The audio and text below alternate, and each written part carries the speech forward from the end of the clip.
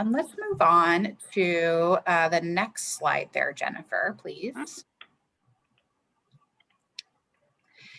This is a kind of a high-level overview of what we're going to talk about today. So both, we'll start with introductions of staff and commissioners, move through kind of the background of Verdant, who we are, the health program project process, this Q2 grant application process, both kind of what our priorities are, what the application materials look like, what the evaluation criteria used will be in process, as well as those frequently asked questions.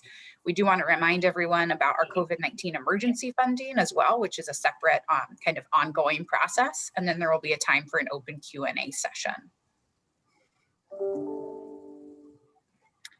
I think next slide. Okay, and I'll pick up from here if that's okay, Zoe. Great. Hi, everyone. Good afternoon. My name is Jennifer Piplick. I am the Marketing and Communications Director for Verdant. And I've got a little background to share with you on the Verdant Health Commission and some of our historical support for grants in our community. So just starting today with an introduction of who we are. So we are governed by a board of 5 elected commissioners that you see here with their names and photos. They are Dr. Jim Distelhorst, Bob Knowles, Dina Knutson, Fred Langer, and Karyana Wilson. And together they form our board of commissioners that leads the decision making in our grant process. As a team, as a staff, we have, you see before you the list of employees. We have 8 full-time employees, and then we also have 2 interns working with us right now for a 6-month internship. So you've met Zoe already, and you've met myself, and I think a number of other staff members are on today's call, but we're happy to have you here with us. So the next piece, I want to just share a little about our background. You know, you see before you our mission and vision. It really is our goal to improve the health and well-being of our whole community. And in particular, that sustaining public resource, I think, is an important piece to highlight. We're very focused on building collaborations and working creatively to try to come up with some innovative solutions to improving the health of our residents here in South Snohomish County. So the third bullet mentions that we are the program of Public Hospital District number 2. So if you're not familiar with us, that is the history of our organization. Our board is elected to serve as the commissioners of Public Hospital District number 2, and we created, or the board created, the Verdant Health Commission back in 2010 to invest in community programming. And so that's just, I guess, a little high level on us. Background as far as grant funding goes, we kicked off our grant making in 2011, and for a period of about 8 years, did one-time and multi-year program grants that were reviewed on a rolling basis. About monthly or so, we would consider requests for funding and make decisions. In addition to that, we also put out special calls for proposals occasionally that were very tailored to specific needs. We've done in the past an RFP around childhood obesity, around behavioral health, and we've done a couple also around infrastructure grants for improving infrastructure to support health and community well-being. So that's sort of the framework of what it looked like from 2011 to 2019.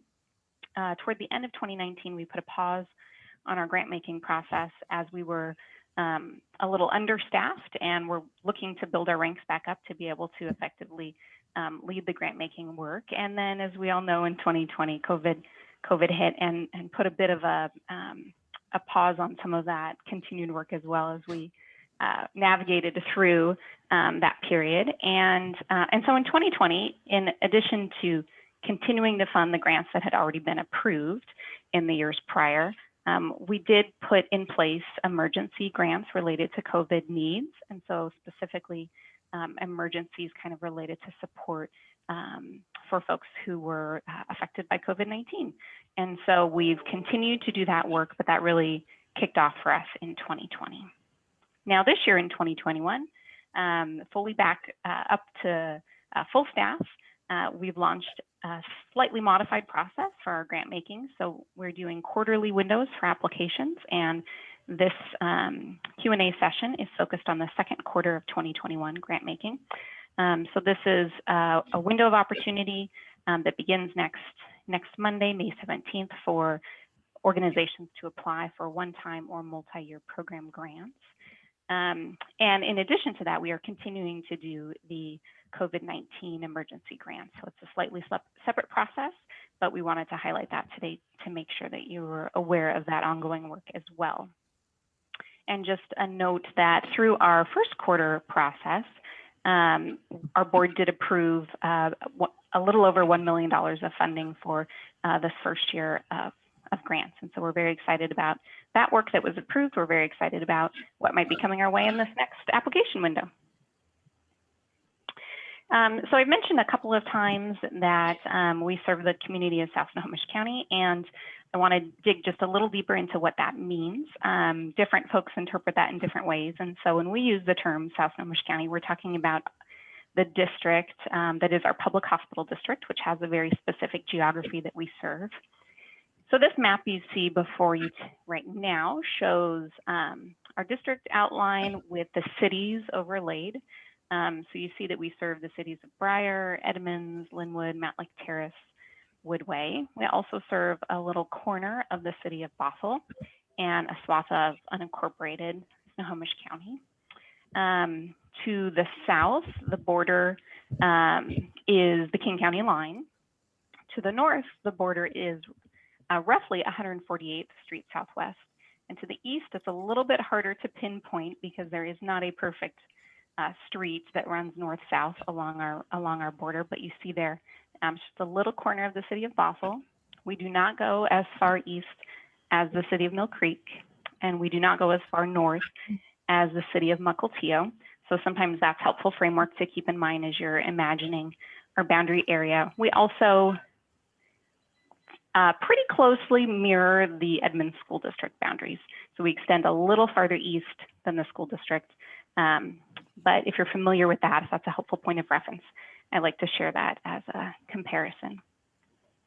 A little more detail, because this is maybe a different way of thinking about it. And we know that many organizations track zip code data. So this map before you shows the overlay, the blue line to the north and to the east that form the district boundaries.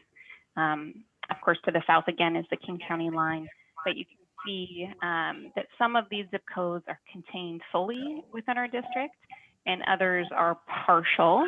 So, you know, to the east, that 98012 and 98021 are both Bothell addresses, but we just sort of slice into them. So not the entirety of those zip codes, but this can also be a helpful resource for you as you're thinking about what is Verdant looking for when we're talking about the geography we serve and the audience, the community members that we're working to support.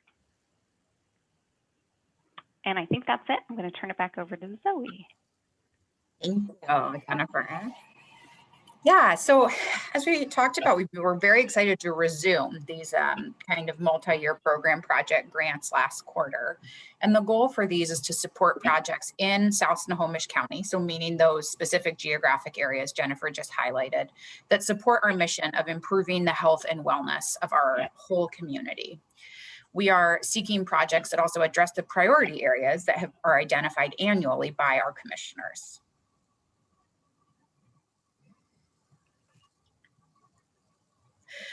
The priority areas for this year include access to healthcare, behavioral health, childhood obesity, dental care, food security, housing, other education and prevention, and supporting seniors.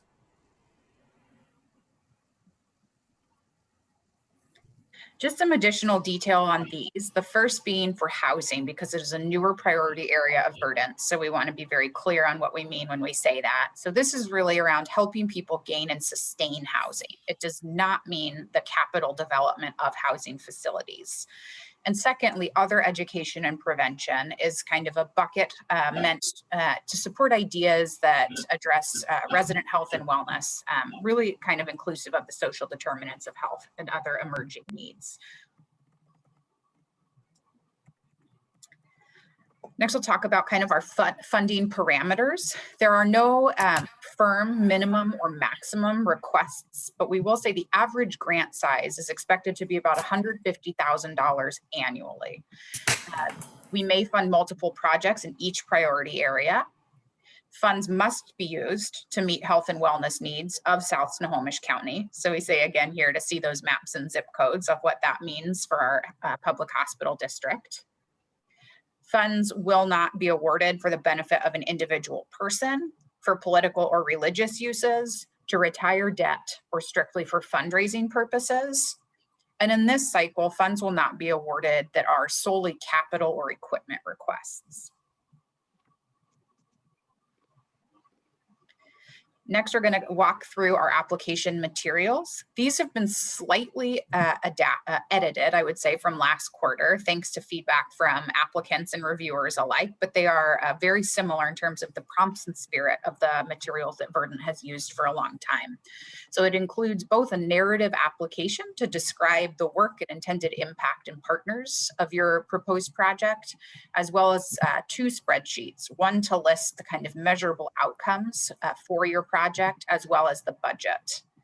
The materials are live, so to speak, on our website under the grant information tab. They are downloadable both within the body of that page, as well as there is a tab on the right for document download, where you will be able to download this presentation once it's recorded, as well as other supporting materials like our report forms and other pieces. And we will start accepting these completed applications May 17th. And the kind of deadline is that all must be received by 5 p.m. on Friday, May 28th.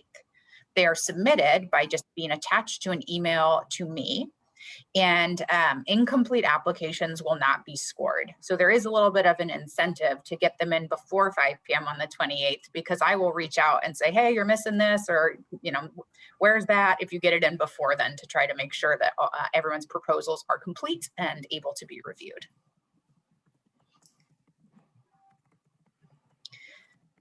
Diving a little bit deeper into that narrative form, this is just a snapshot of some of the kind of required pieces.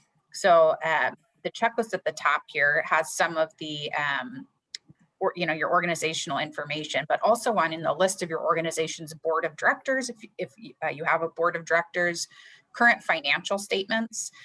So if you're a smaller agency, that may be just a monthly profit loss statement. If you're a larger agency, that may be your annual audit. And then other attachments are accepted but not required, such as letters of support or et cetera. There is kind of a caveat to that, but we are asking that for applications to provide programming embedded within someone else's facility, or within which the outcomes of your proposal really depend on the involvement of another agency, we do ask that you provide a letter of support, that agency is committed to providing the support and or space that you need to be successful. Here you will see also the request information. Want to really highlight this for folks, that you are going to be putting in this box that first year annual budget request. Budgets will be finalized annually, because we know that things change, both meaning, there could be a slight increase with staffing or salaries, or cost of living. There could be a slight decrease. Maybe you discovered that you needed something a bit different. So this gives some flexibility for folks to confirm this or finalize this annually. And we also are asking folks to really clearly indicate here if they are going to be asking for just 1 year of funding, or 2 or 3 years. Successful applications that indicate they want 3 years of funding, the intention is to renew for that period of time if folks are able to achieve the outcomes that we mutually agree to.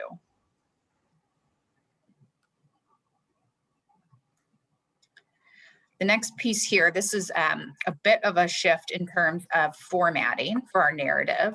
Narrative responses will be embedded within the document itself, and they are now in a kind of prompt text box response piece, with all prompts requiring a a response, so none are optional. And the total page limit for those sections 2 and 3 combined is 5 pages. That 5 pages does not include the first page that has the agency information or the last page that has some of the attestation and signature. So just those sections 2 and 3, you can type till those text box equal 5 pages total. That's the maximum. You are not required to get to 5 pages.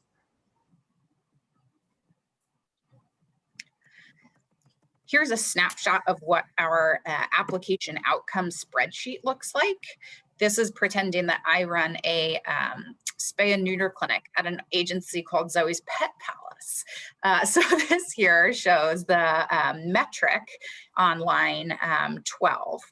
All applications are required to put in the total number of individuals served, what the annual goal is. So for this example, my annual goal is that I will provide 200 or let's see, dogs. I specified dogs, interesting, and 200 cats. So both 200 of each, and that I will provide one community presentation about the importance of spaying and neutering. So while we require everyone indicate the number of individuals served, we don't have a required minimum or maximum number of additional outcomes. I would say we see a kind of a sweet spot there being a total of 3 to 5, but I'm happy to talk through that with you if you want to kind of share what you're thinking. And we don't want people to kind of create metrics that aren't a good demonstrator of the work they're accomplishing. Similarly, here's a snapshot of the budget spreadsheet for Zoe's Pet Palace. And you will see that there is both kind of the subsections of personnel, direct project expense. We also have some administrative and contracting expense lines. And there are columns to reflect the total operating costs of this project globally, as well as specifically the annual request I'm asking for from Verdant. So you can see that while my 1.0 of veterinarian salary is $150,000 for my program budget, I'm only requesting $15,000 of that from Verdant as part of this grant. Again, there's not a minimum or maximum expectation here. It's just a different way to kind of display the impact and leveraging of Verdant's resources, as well as making it really clear the work that you have done to secure additional funding or what that kind of in-kind contribution is of other resources or staffing, salaries, et cetera, that your agency is supporting. You'll see here again, this continues down to administrative expenses, subcontractual expenses, and other. And these are text boxes where you can put in kind of what that other expense is. The goal here is that it will be comparing that total project budget with the Verdant request and auto summing a % of project funded by Verdant percentage here. Again, no minimum or maximum expectation here. It's a reference point for us. Moving into the evaluation criteria. So you'll see this link here and it's on our website. You can actually look at the scoring form that is used by staff and commissioners of how this is broken out. But broadly, this is the 4 buckets and the kind of points in total of those buckets. So it adds up to 100. The first is opportunity or community need. The second being demonstration of community impact, as well as response to some questions around diversity, equity, and inclusiveness. The third being desired outcomes. And the fourth being implementation. So we'll get to questions about this process and forms, but before we do that, also wanting to remind folks, as Jennifer reference, in 2020, we started offering these COVID-19 emergency response grants. These are meant to be kind of one-time project grants. They are not the multi-year kind of more structured process, but a bit more nimble to be responsive in the face of COVID. Similarly need to serve our service area, so South Snohomish County, and support a Verdant priority area or community need that is a direct result of COVID. Again, typically short-term projects or pilots, and we accept these, what they're called concept papers, on a rolling basis. So at any point, you can submit these via email to me or give me a call and we can walk it through together, and they are reviewed at the staff level. So are able to kind of be processed at a more kind of continuous rate. So the concept paper template there is a link that's also on our grant information website, and I'm happy to provide any more information about those funds and that process as well.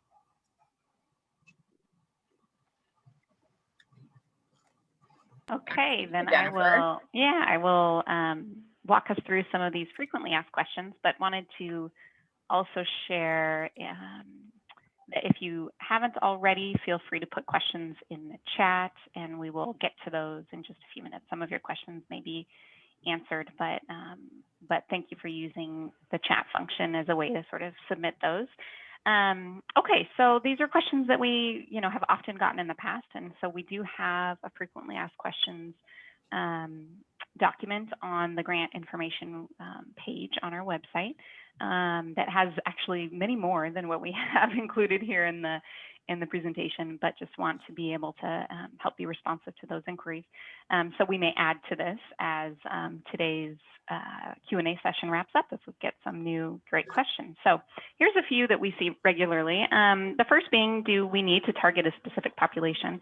And as we mentioned, it's really the only parameters here are that it must serve the residents of our district. So within that population, it could be a more specific sub audience, I suppose you could say, based on age, based on a demographic. So depending on your work and your goals, it could be a more narrow audience than district residents, but that is a requirement that they live in our service area in our district.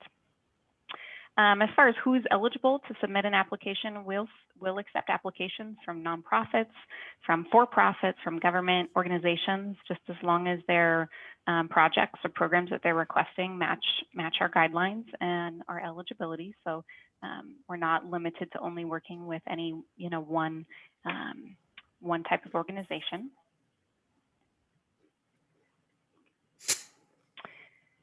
The next question is related to if you're currently being funded by Verdant. So if you already have a grant that's been funded by Verdant and you're interested in reapplying or seeking renewal for that grant, what's the process for that? Is that the same process? And it is indeed the same that we're outlining today. So whether you're seeking renewal on an existing grant through Verdant or have a brand new idea that you want to bring to us, we use the same process.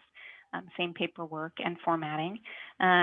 We recommend if you're currently funded and have an application or have a grant that's expiring in the coming months, you use the application period where we're accepting grants just prior to your program's application. So if you're in that boat and aren't sure when the most opportune time is for you to apply, feel free to reach out to Zoe about the timing on that.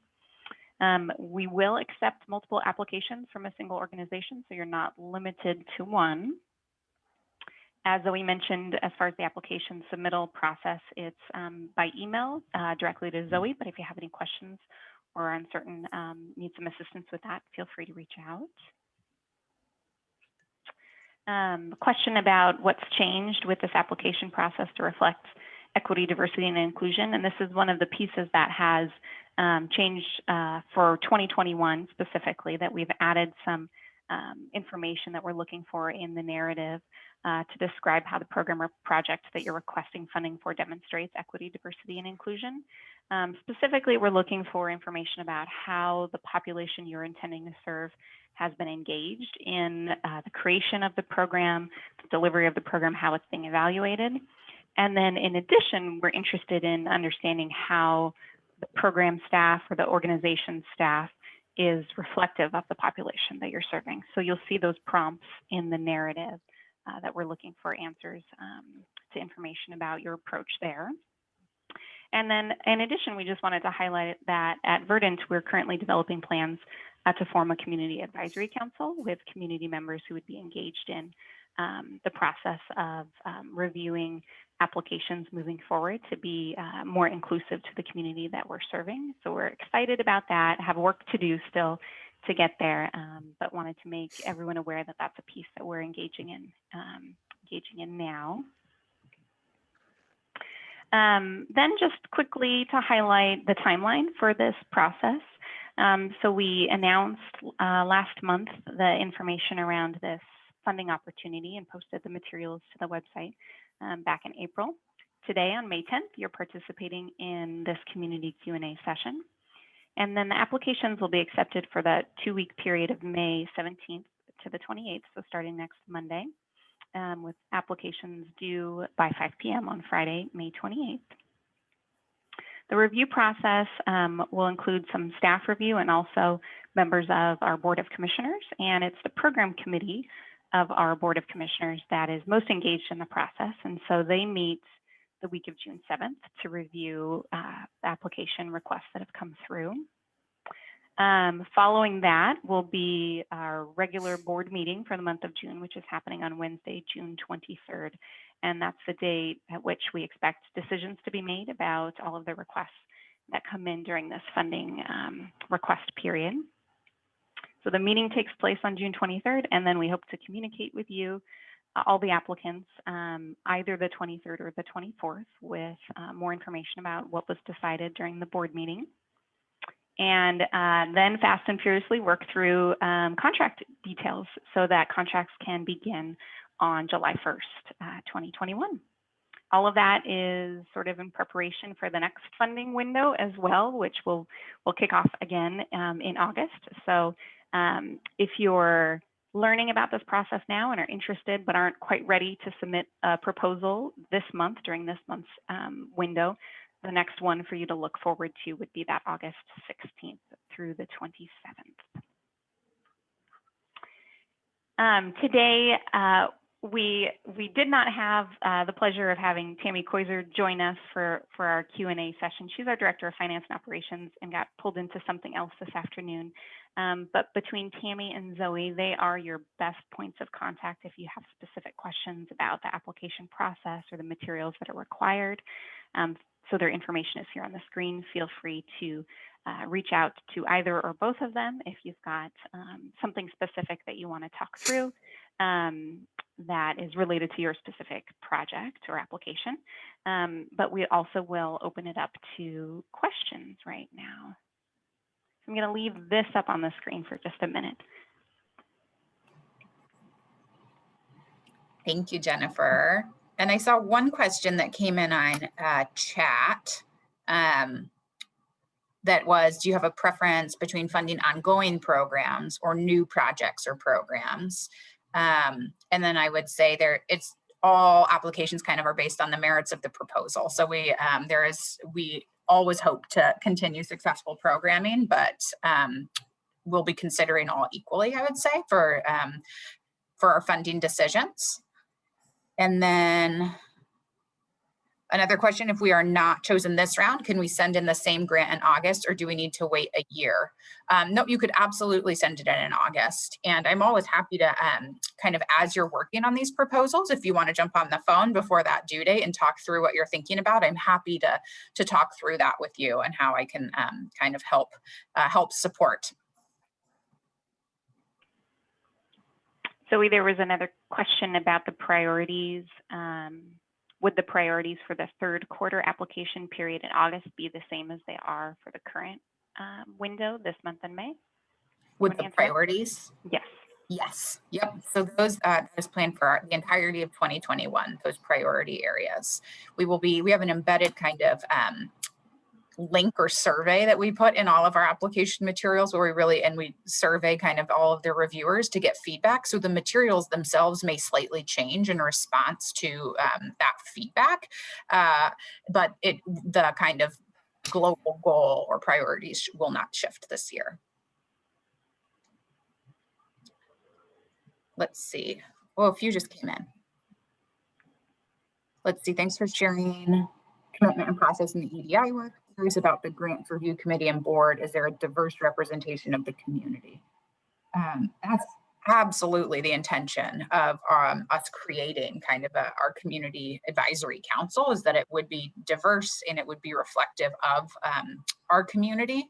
I don't know, Jennifer, you and Sandra have been working kind of tirelessly to understand how to kind of best get that up and running. I don't know if you want to talk a little bit about your initial plans.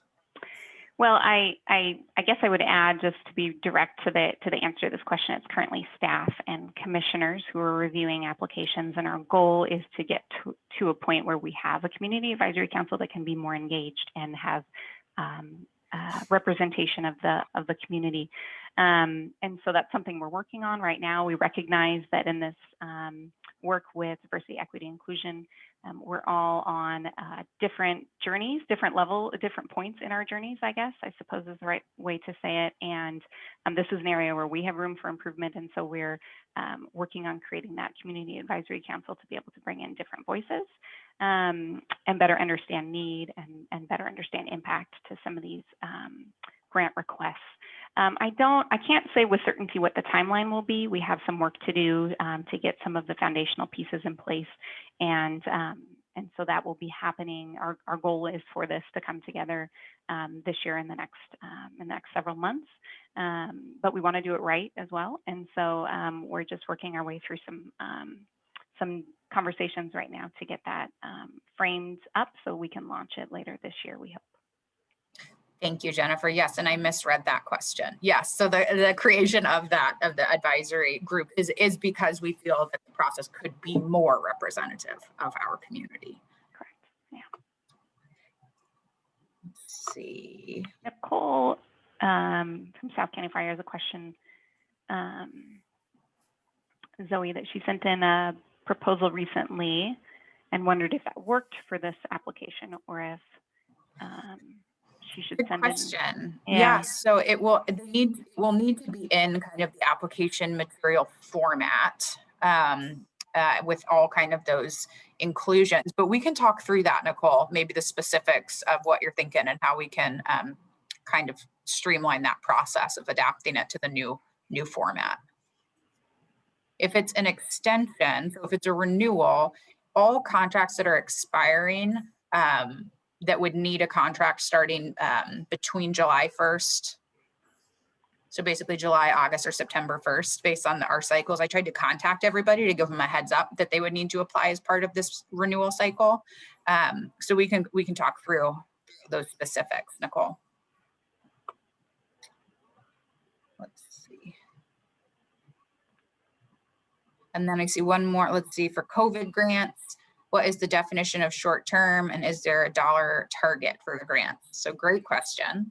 I've been intentional in trying not to be too limiting in our criteria for these so that we can be as responsive as possible. But I would say the goal of these projects typically are to be within the current calendar year, just based on the way that our budgeting works.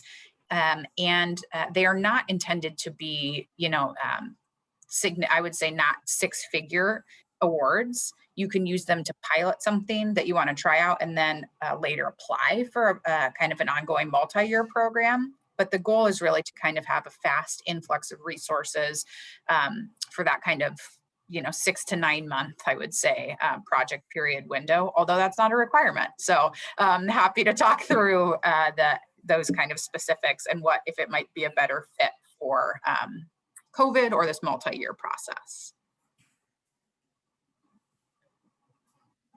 I see one more. Are letters of support necessary if we are staying only in organization, and or are they recommended for all requests? Great question.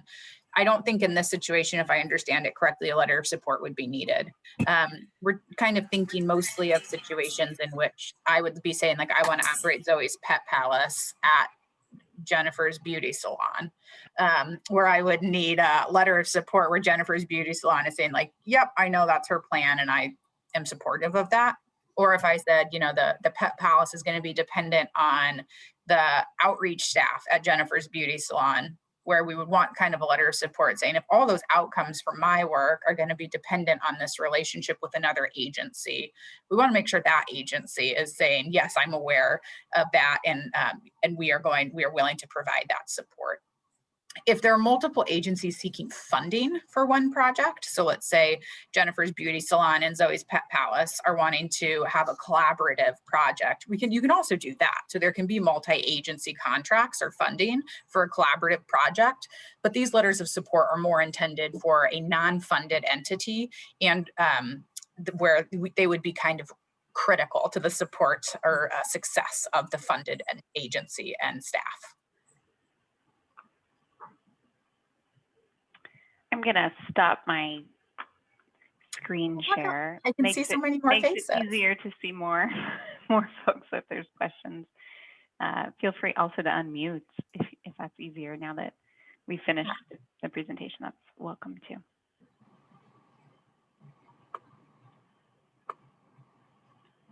And this is not a one-time offer. You can always reach out, email, call to say, hey, I'm thinking of this, or what about that? We want to be really receptive and available to folks through this process and always.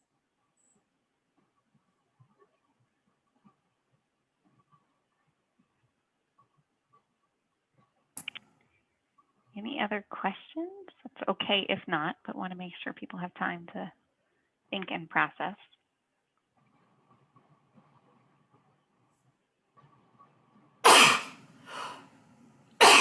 Bless you, whoever that was.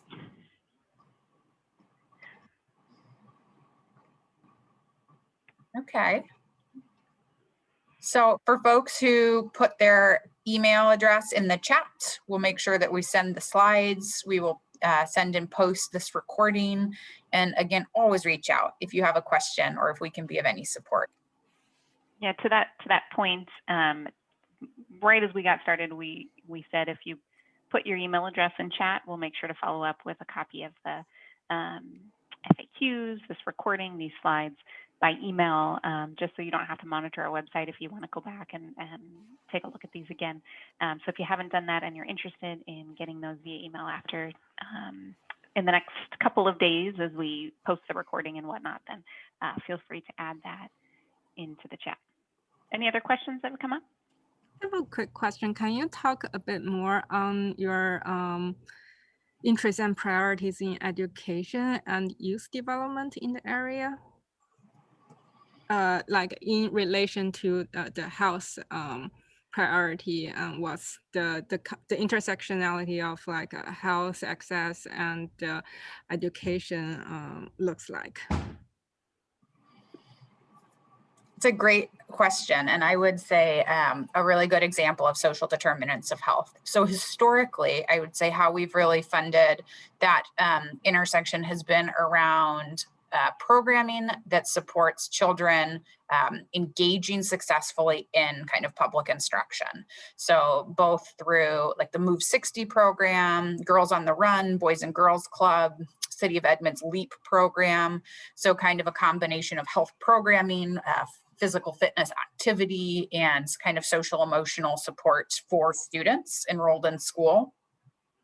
I think we've also, talked some about, right, supporting that more adult learners, right, or as a kind of more civic intervention to support also attaining health outcomes. So Millennium Ministries Moving from Surviving to Thriving program that we funded as part of Q1, which includes kind of an adult education component.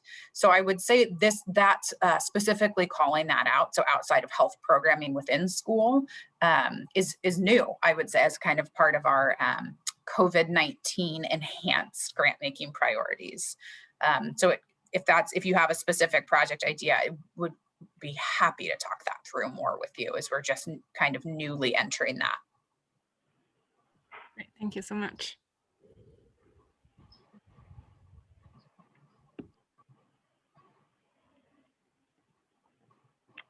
Well, if there are no other questions, I think we can sign off unless anything else that you wanted to add or highlight, Zoe. No, it's just great to have you here. Thank you for participating, and please reach out at any time. Thanks, everyone. Have a great afternoon.